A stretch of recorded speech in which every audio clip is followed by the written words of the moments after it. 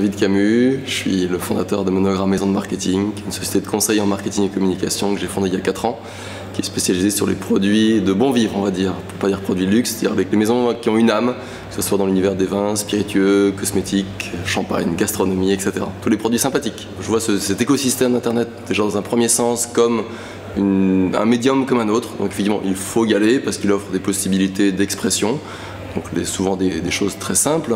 Un site internet qui présente les produits, qui présente l'histoire, qui présente le savoir-faire.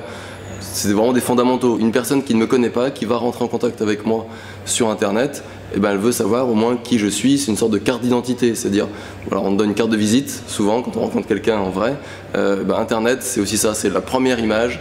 On va arriver sur le nom de domaine, c'est ma carte de visite et en 4-5 secondes, je dois exprimer une ambiance, une image, je dois dire qui je suis, où est-ce que je suis producteur, est-ce que je suis vigneron, est-ce que je suis négociant, etc. etc.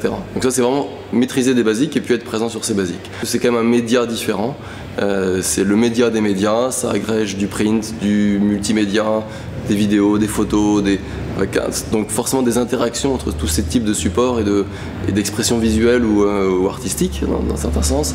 Donc il faut aussi l'utiliser en tant que tel. Avoir autant d'axes, autant de portes d'entrée.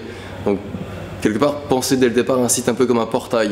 Moi, je pars du principe que la personne qui arrive sur un site, elle doit pouvoir se dire en le regardant visuellement en un quart de seconde, je veux voir son histoire, je veux voir une vidéo, je veux télécharger une fiche produit, je veux en parler à mes amis. Selon la problématique d'une entreprise, d'une maison, son positionnement, les appellations sur lesquelles elle est, sa cible, son réseau de distribution, ses ressources humaines, il faut être aussi très concret et pragmatique. Est-ce que vous avez ou pas le temps de vous en occuper? C'est pour moi une des premières questions.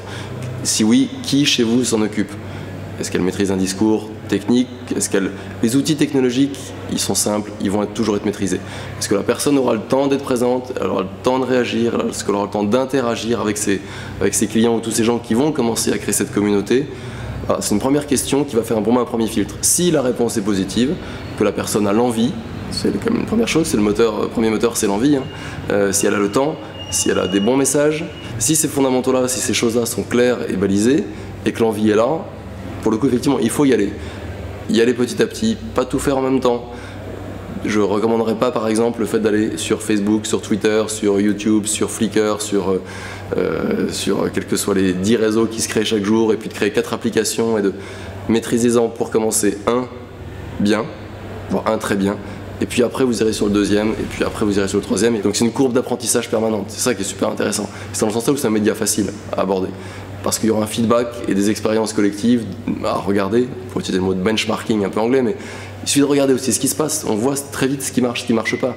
Et si on fait ces choses-là, c'est un peu adapter les bonnes pratiques, aller entre guillemets piquer chez les meilleurs ce qui se fait, en les adaptant. Il ne faut pas reproduire à l'identique, mais prendre les bonnes idées là où elles sont, là où elles existent, les prendre, les incorporer à sa propre dimension.